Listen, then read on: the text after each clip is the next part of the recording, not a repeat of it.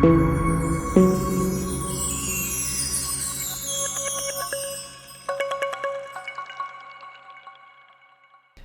back to another episode of Uno. I am a host, Tom Uno Adams.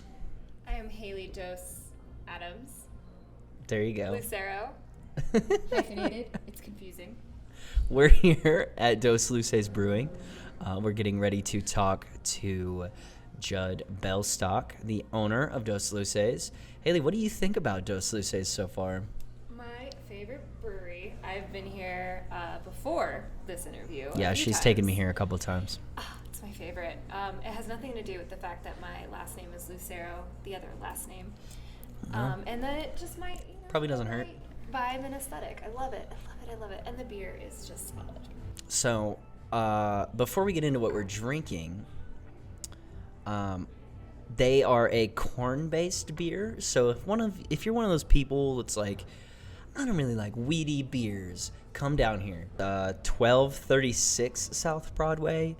They make corn beers. You never taste the wheat because it's not in there. And I actually really enjoy some of the ones that I have had from here. It's good, and we need to ask the owner later if it's gluten-free option, maybe. I'm pretty sure it is, Corn. but yeah, we'll have to ask. But what are you drinking today? I am drinking the Chicha Inti. It is so good, very smooth. Cheers. Cheers. I am drinking the Azteca Pulque. It's like chocolatey and peppery and cinnamony, but in a corn beer. And I don't know if you guys can see that, but it is not a stout at all. So you get all these flavors of stouts, but it's very, very light. It's crazy. It's a crazy beer.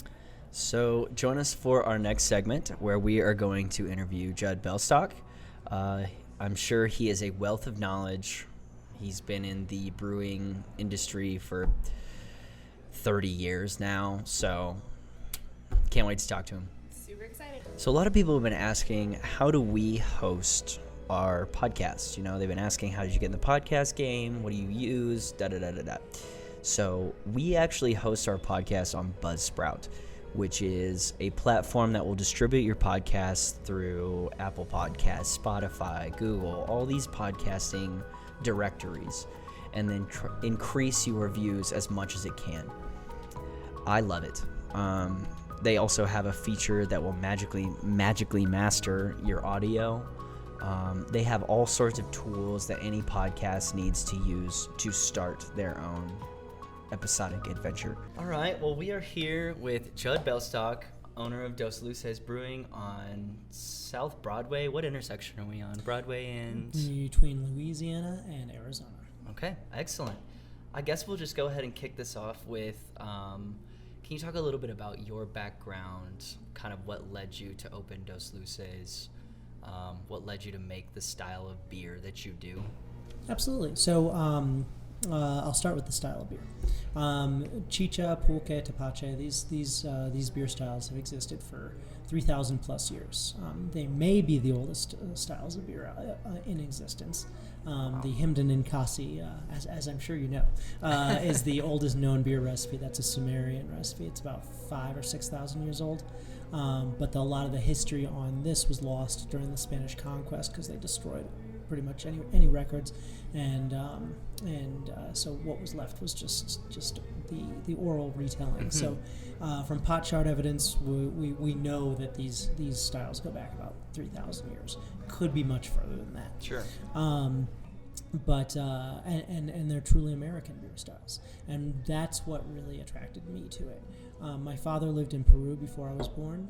He was in the Peace Corps down there, and my co-founder, his parents are Salvadorian and Cuban. We've both been in the beer. Well, we both were in the beer industry. He wasn't for a while, for a very long time. And about 17 years ago now, we met, and kind of sharing that common background, we started talking about corn as a fermentable, and chicha specifically, and explorations into pulque and other kind of pre-colonial style beers. And especially as I was studying for the Cicerone exam, which if you're at all familiar with that, you have to learn the beer styles, right? Oh yeah. And when you're learning the beer styles, the study guide says Belgian styles, English styles, German styles, and then there's the American versions of those, which kind of brings up the question: well, if American beer is just German, Belgian, and English, what is American beer? What truly is American beer? And so we had this idea in the back of our heads of, let's start the world's first truly American craft brewery that specializes only in pre-colonial American Like beer native styles. to the Americas. Yeah. That's really cool. Yeah, and kept coming back to corn and chicha specifically as the kind of primary product, and pulque as another primary product, and eventually that led to tepache and other inventions like our agua fresca dura, hard agua fresca, which basically came out of this is our non-alcoholic chicha morada made from Peruvian purple corn. People love it. They would always say, hey, you should make something just like this except with alcohol. And that became the agua fresca dura. Okay. And then more inventions like the imperial pulques, based on kind of the American craft beer idea of let's take everything and make it more extreme. The imperial chichas and pulques are higher alcohol. We age them in our clay aging tank now, which is cool. One of my prized possessions. Yeah. And so that's kind of the story of how Dos Luces developed into a craft brewery that is changing the way people think about beer. I would definitely agree with that statement because Haley loves this brewery. Yes. She's I she don't was even so remember excited. how we discovered. I think maybe we were driving by at one point. Oh, I'm obsessed. But it's Anytime we're in the area. it's very unique beer. Like if someone doesn't really like those like weedy flavors that come through some of those beers, then this is kind of the place for you, you know? Yeah. Whenever we get customers, especially in groups, there's inevitably somebody who says, "Oh, this is a brewery. You don't have anything that's not beer." We can say, "Hey, you know what? Try what we have." Mm-hmm. There's a lot of different flavors, and I bet you'll find something that you like. Definitely. Yeah. I definitely find myself more geared to your Imperials, but I know Haley loves that Murata a lot. Yes, absolutely. The agua fresca and the chichas, I want to make sure I'm saying it correctly, have definitely been my favorite style. Good. So are there any interesting facts about like why you picked this location over anywhere else, or 6 months of searching. Oh. So keep in mind this is late 2017, early 2018. There was a brewery opening literally every week in the Denver area, maybe two. I believe that. And so, and along with all of the other businesses looking for spaces, so I looked all over town. Kind of got a good sense for what rents are like in different parts of town, and I kept coming back to South Broadway, this section of South Broadway specifically, because we've got this little kind of mini Latin Quarter here, between Maria Empanada at the end of the block, Adelita is a little bit further in, La Doña, Mezcaleria just around the corner, and La Chiva, which opened about a year before we did. A Colombian restaurant that's 2 blocks away, and as well as a Sucar Peruvian bakery just 6 blocks away. So this little stretch of South Broadway has a kind of a Latin vibe to it. Sure. And that definitely attracted me. So I started kind of focusing in on this area specifically, and looked at this property a couple of times. The first time I looked at it, so this used to be an antique store. And if you saw it when it was an antique store, there's no way you could envision it being what it is today. It was just so crammed with stuff, and I swear there was a wall between the front and the back. Okay. So it looked like about 1,000 square feet of space for if you just looked in the window, and there were we removed the ceiling, so these the ceiling was lower, and on top of that there were probably 50 or 100 chandeliers. Wow. So the place just looked like antique store. Like It looked like a hoarder's den. Yeah, like exactly like a hoarder's house. But once my landlord bought the property and kind of stripped everything out and stripped everything down to the brick and the cement floors, it suddenly looked pretty good. Yeah.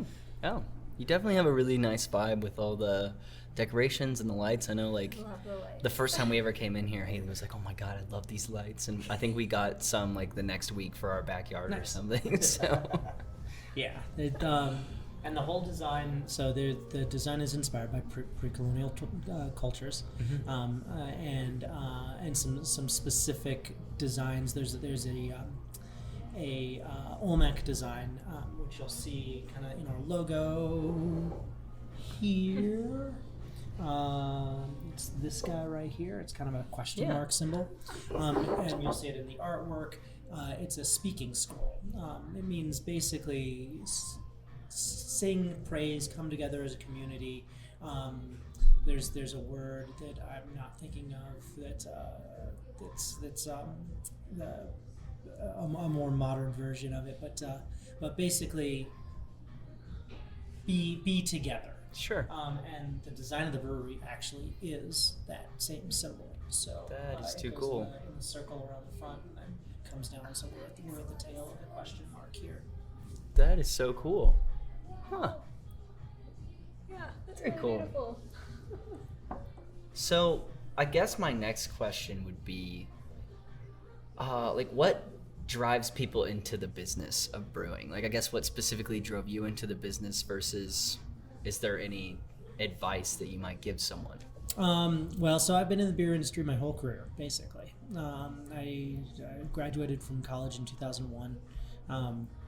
Major market crash, and I had a job in consulting all lined up that never materialized, and so moved back to Colorado. I did a year of volunteer work with the AmeriCorps while kind of figuring out what I wanted to do next, and then a job opened up at Coors, so I kind of stumbled into the beer industry that way.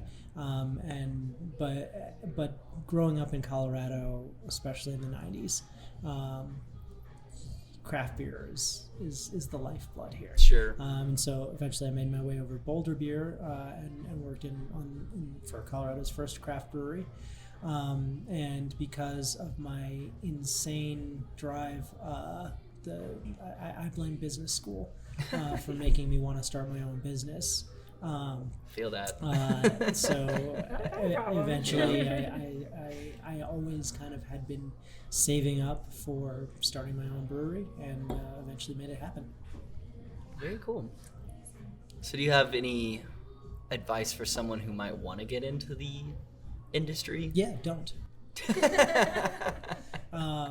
Yeah, I mean it's a tough industry, and unless you absolutely love it, unless you have I even think, I mean, if this place, if I didn't have a mission with this place, if it wasn't about more than just, if this was about, hey, I need to start a business that'll make me a little bit of money, keep my family fed, I'd be out already. Sure. Because it's not doing that, and there's other ways that I can do that are much more effective. That were could make much more money. But we have a mission. We're changing the way people think about beer. We want this stuff to get into more people's hands, and for people to understand that beer can be more than just barley, hops, water, yeast. Mm-hmm.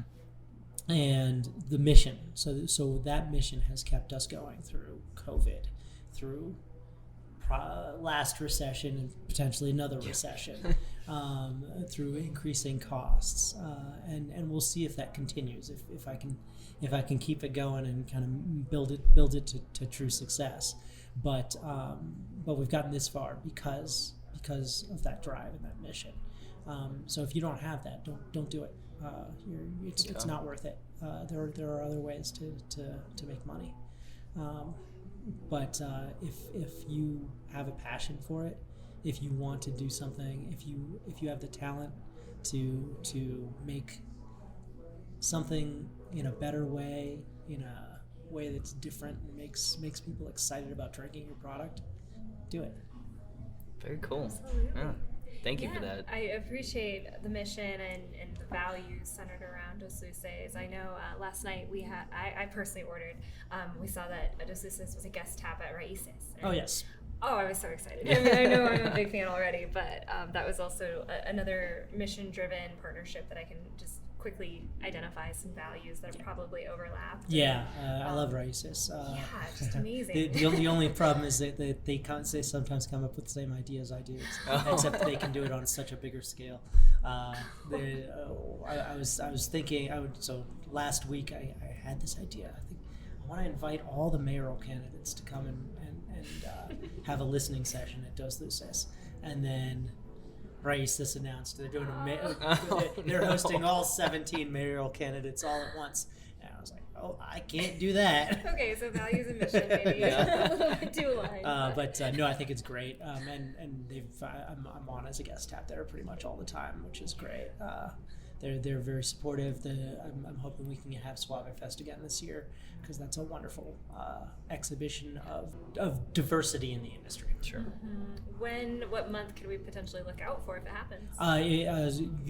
Usually we aim to have it right around Mexican Independence Day, which is September 16th. Very cool. Wonderful. Well, we'll keep a lookout. Yeah. Would love to attend. Best of luck with that. And I guess that kind of like, you both kind of touched on it, so I want to ask, where can you find Dos Luces Brewery other than here? Here's your best bet. So, for example, the Imperials you can't get anywhere else. Sure.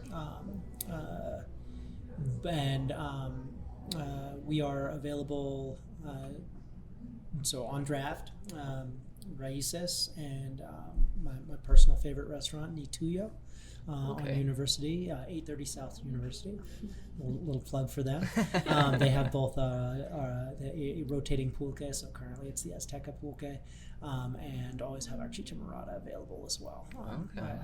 I go there with my kids make me go there sometimes because it's they get to feel like grown-ups when they order a Chicha Morada. And so draft accounts, I want to say that's it right now. Occasionally we'll be on, there's a place up in, a couple places up in Greeley. You can check our socials. They'll Sure. come down and pick up a keg. I think they don't have us on right now. But, no problem. But you don't do cans or anything? We do bottles. Do? Yeah, so in bottles we're available in a handful of Whole Foods. Just delivered to the Wash Park Whole Foods today. Great captured a great picture because I was delivering at the same time Molson Coors was. So like this big semi trailer pulls up, and then there's me in my 30-year-old car with car seats and everything, just grabbing 2 cases to drop off. And they're dropping off their 100 cases. So it's always fun to see. To be able to kind of be in there with the big guys. Sure. Where else are we? Turtle Boat. So our non-alcoholic Chicha Morada is available at a few places like Turtle Boat, Mango Tree Coffee down the street. Azúcar Bakery has it. And I believe we're going into Parlor Donuts starting at the end of this week or early next week. Very cool. I think I plugged everybody there. Excellent. Well, it's always good to know where we can find you because she can't get enough. So if I can come back with our then beer finder on the website up to date, but I'm not always great about that. Sure. We act like we live so far away. We're just like in the Suns Lake area, so it's not that far, but depending traffic, we definitely have if to it's pick and 5 choose our o'clock, it's far times. enough. When we interviewed Jordan Fink last week, when have you? Oh, Tommyknocker. Yeah, okay. There's a grand tradition of people from Tommyknocker moving on and starting their own breweries. All right. Interesting. Yeah, he told us to tell you hi. He was like, "Oh, you're talking to Judd next week. Very cool." I do remember that. Yeah, he totally said that. With that, we'll go ahead and dive into the beer menu a little bit. Sure. How many beers are on tap at the moment? 10. 10. Even. Every time? Every time. Okay. So how does that work? Do you just run out and then replace it, or? Typically, yes. If there's a gap, I've got a couple methods. So right now I'm sitting on about a half keg of the pumpkin spice chicha that we made for the fall. So if we run out of strawberry chichas, is most likely to run out next. If we run out of that before the next batch of pulque, which we brewed today, is ready, then I'll put the pumpkin spice chicha and hopefully run through that last half keg. But I'm also sitting on a fair amount of last year's Imperials as well. Okay. So I can always put those on it as And well. those just age, right? Yeah, So they they're can just good get for better. years and years. And one of the things that I like to do, because it means we're moving through stuff pretty quickly, is a weekly beer. So I've got a little keg, a little corny keg that I can basically fill with our base chicha or base pulque, and then infuse with something else. Cool. So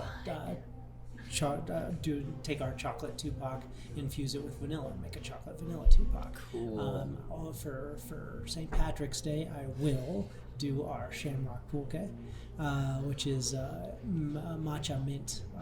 So it does come out pretty green, but it doesn't taste horrible like green beer. Yeah. Right. Whatever that is. I don't even know what green beer is, but So I guess with that in mind, though, you said like if you brew it fast enough, would you say that like the corn base brews faster than the wheat base, or is it all about the same? It's about the same. Okay. Yeah. So some beers like the Tepache is a pretty quick brew, lower alcohol, but also you have to be a little cautious when you're using pineapple as your as a major fermentable. Because it'll turn into vinegar if you let it go too long. Oh, sure. So one of the things that my friends in Mexico said when I was early on in the piloting process was just cut it off after 5 days. Don't let it go any longer, because it'll no matter what state, even if it's not fully fermented, then just cut it off, because otherwise it'll turn into vinegar. Have you had that happen? On the pilots, yeah. Okay. I have not had to dump a full batch of Tepache. Had to dump some full batches of Chicha, and one full batch of Pulque. That's interesting. I never really thought about that, but I guess that could definitely happen. yeah, that explains the advice you were giving me earlier when I was deciding between strawberry and the pineapple. And okay, yeah, that makes a lot of sense. You said you got the pineapple? Yes. How is it? Oh, it's delicious. I mean, both of them. Like the strawberry one earlier was amazing, but totally, I would say they're yin and yang in a way. Yeah, the pineapple, any of the Tepaches are pretty dry, and still pretty low alcohol, about 4.5%. But it depends on your taste buds. For me, pineapple cinnamon Tepache, the primary flavor I get is cinnamon, but that is about 20% pineapple. Wow. Really? Yeah. Okay, yeah, I taste a lot of cinnamon, and I know the bartender was, our beer tender? I don't know the proper nomenclature, but she was recommending, she's like, oh, it feels real good and warm, and I agree. On a cold day, it's great. That's cool. And I can see it on a warm day being really refreshing at the same time. And I did a pilot of a non-alcoholic pineapple cinnamon Tepache as well earlier this year for January, and sold out pretty quickly. So we're gonna do it next time I have some tank space. We'll do a larger scale one, and have that available either on a rotating basis on draft or in bottles all the time. Wonderful. Looking forward. How would you... What kind of recipe difference is it between like your non-alcoholic versus your alcoholic? Is it just like a simple take out one ingredient kind of thing? So funnily enough, it just takes a lot of sugar to create alcohol. So I cut back on the sugars for non-alcoholic products. Oh, okay. So they have less, to begin with, less sugar Sure. than alcohol products do, generally speaking. Okay. So like the non-alcoholic Tepache will have about half the sugar Interesting. All right. That the alcoholic tepache, but of course in alcohol that gets fermented away, and Right. you're left with net close to zero sugar, Sure. and a ton of alcohol. So Some like O'Doul's or like 0.02% or something like Yeah. that. Yeah. yeah, Oh, very One of cool. our friends yesterday got one of the non-alcoholic options in a can, and she was super happy. She was trying to diet, like that was her choice to pick non-alcohol versus alcohol, and she was like, "Oh yeah, it's only 60 calories. It's great," and she was thrilled. Said it tasted great. So you talked about it for a second about your Shamrock tepache, you said? Pulque. Yep. Are you brewing any specialty beers that people should look out for in the coming weeks? Hopefully, supply chains hit us hard because often I'm stuck with one supplier for a lot of things. So I need to get some more purple corn. Assuming I can do that, the plan is to launch Michaela. So you're drinking Tupac Amaru. Mm-hmm. Tupac Amaru, named not for the rapper. Yeah, I wondered the about rapper that. is named after the emperor. The last emperor of the Inca was Tupac Amaru, and then his namesake, the second Tupac Amaru, led the first Peruvian revolution, which was ultimately a failure, but a revolutionary. That's why Tupac's mom named him after Tupac. I actually never knew that. That's a really cool fact. Because she had a vision that her son was going to be a revolutionary. Yeah, she was right. Yeah. But Tupac did not lead this revolution on his own. He co-led it with his wife Michaela. So an indigenous man and what was called a Creole mixed race woman led a revolution in South America at roughly the same time that here in the United States we were experiencing a revolution run by old white men. And I firmly believe that if that revolution had been successful and if they had become the leaders of the country, that we would be living in a different world right now. Sure. Because it's hard to even imagine that level of difference. Definitely. at that time. I feel like they were like light years ahead of what we were doing here in the States too. So in some ways, yes. almost like an addition of culture. Yeah. And so for Women's History Month, we released Michaela. Hopefully, if I can get the purple corn. Very cool. And that's a corn wine. Another style that I claim I invented. So based on barley wine style, but using corn. So it's a complex blend of different, corns, led by the purple corn, because I think the purple corn has a wonderful flavor.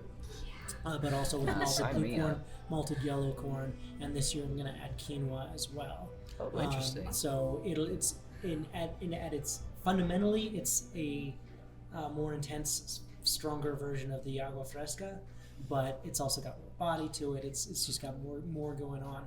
So if the agua fresca, I always compare to like a sangria, and this one is more like a merlot or a Interesting. It has those wine-like qualities, which really kind of allows it to lean into that corn wine name. Cool. Yeah, you said barley wine, and I love barley wine, so we're gonna have to come back for that. Absolutely. That sounds amazing. Roughly mid March, assuming I can get my corn. Shamrock I'm sitting on 50 pounds right now. Yeah. I need another 50 just to make that.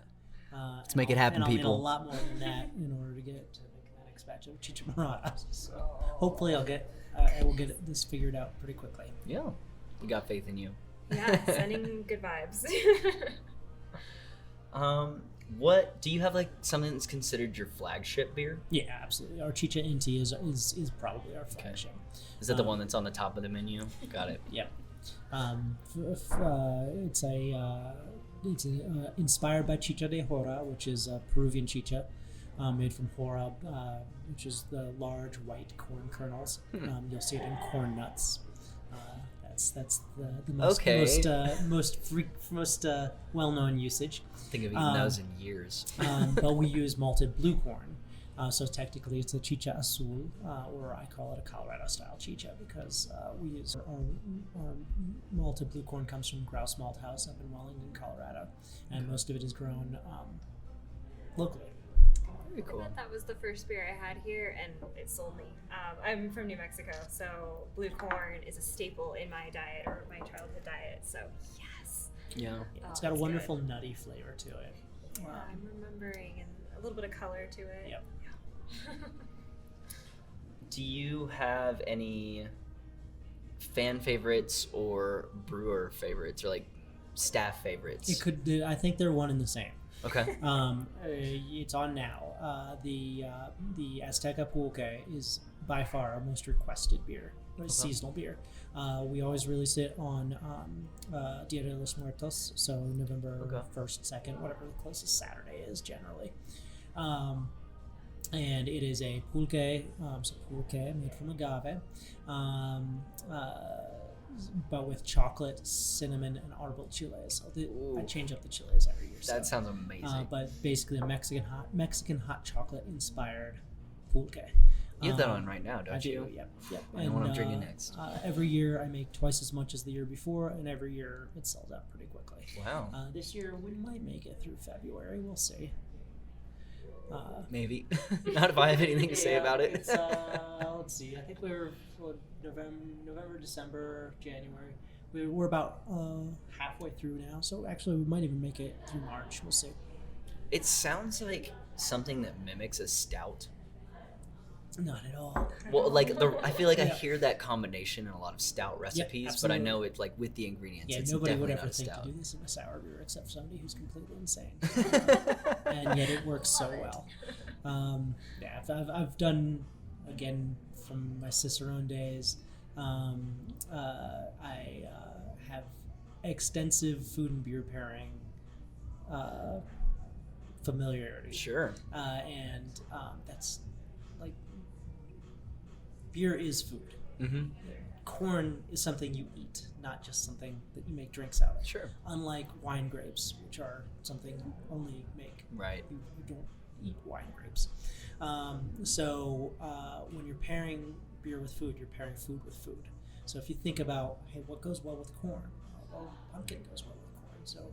So you can apply that in the opposite way as well and say, if I'm adding food to my beer, what's going to go well? And with a sour beer, a mildly sour beer like a pulque, a Mexican hot chocolate goes really well. So combine those two. It works. That's an awesome way to think about that. That's cool. Definitely I'm have excited to it. try the whole I'm menu now. Curious. Well, the name. Is there a story to how you named that's a good Luces? question. Yeah, sure. We a lot of there's a religious aspect to these beers. Chicha Inti is named for the Inca god of the sun. Pulque, our basic pulque Metzli, is named for the Aztec god of the moon. Those are the two lights. Those are the dos luces. But and it all traces back to the spirituality and divinity of these drinks. Pulque especially was reserved for the priesthood in the Aztec culture. There was one day a year when the people were allowed to drink pulque. Otherwise, it was when you were being sacrificed and special festivals. That's it. And chicha, a little bit less so, a little bit more of a home thing, but still something that was kind of designated a drink of the gods. And so to have that connection with the Inca and Aztec deities was important in whatever we decided for the name. And when we came up with Dos Luces, it's the duality and the kind of the two cultures, the Inca and the Aztec. That is so cool. And here's my super poetic way of saying it too. It's also the light of the past, lighting the way to the light of the future. So taking inspiration from the past to create something entirely new. Lighting the way. That is I love poetic. it. Yeah, that's awesome. My last name is Lucero, Morning Light. So I've always had this connection beyond just how much I love the beer. I've always just been really impressed with the name, and I've always wanted to hear that story. So thank you. Makes sense. Wow. Yeah, no, that's so cool. Because, like, you kind of show it on your... You talked about the logo earlier, but you show it on your logo as well. Yeah. Sun and the moon. It's the sun partially, or the yes, the sun partially eclipsed by the moon. That's it. That's super cool. Fascinating. I guess for the people, my last question, can you break down the difference between a pulque and a chicha? Sure. So chicha, straight corn beer. Okay. For the most part. There are about 50 different styles of chicha throughout Central and South America. Our chichas are straight corn beers. There are other chichas that are not, that are made from other things, but we'll just keep it simple and say chicha is straight corn beer. Pulque, primary major fermentable, is if not the only fermentable, not quite the way we make it, because we make it as a beer, is going to be agave or maguey. Okay. Maguey is the plant that makes mezcal. Agave makes tequila, obviously. We're actually, again, due to supply chain issues, haven't been able to. We work with a farm just outside Guadalajara to get our maguey, but haven't been able to get it for a little while. So using essentially a blend of maguey and agave for our pulques currently. Very cool.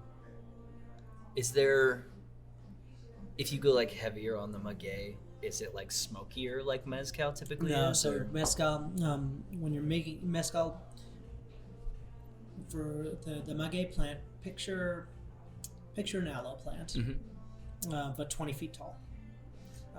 And you basically cut a hole in the bottom and let the sap accumulate in the gourd. And then after either 30 plants one day or one plant for 30 days, you collect it every day, and you would have enough for one batch of our pulque. Wow. But it's just that liquid for making pulque. When you're making mezcal, you then take the further step of chopping out the heart of the maguey, and you roast it in usually an underground fire pit. Which, so if you really want to test your bartender and make sure they know something about mezcal, say, hey, pick me out a good mezcal. And if they don't ask if you're vegetarian, then they don't know anything. Interesting. The reason being, that fire pit, nobody wastes a good fire pit. Sure. So a lot of mezcals, they'll have the maguey heart roasting, but then they'll have a chicken roasting above it, or a leg of lamb roasting above it, and that fat drips onto it. Sure. And so that's not vegetarian. Right. And it lends some nice flavors to some of those mezcals as well. But then you have the whole thing where you chop up the heart on a special device where a donkey goes around 9 times. So there's a whole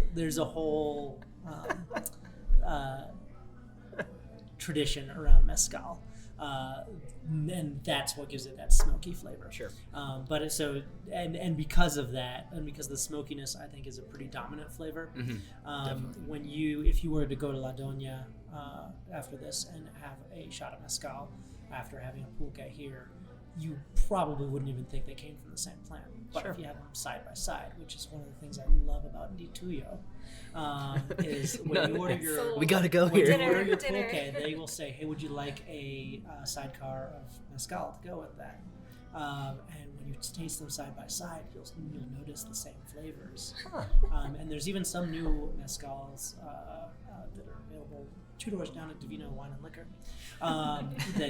where they infuse the mezcal with a little bit of pulque. That's cool. And so these intertwined flavors it's really wonderful to kind of be able to experience them.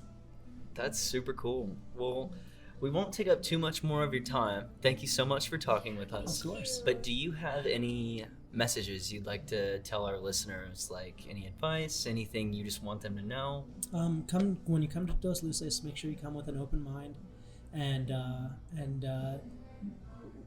try a few things.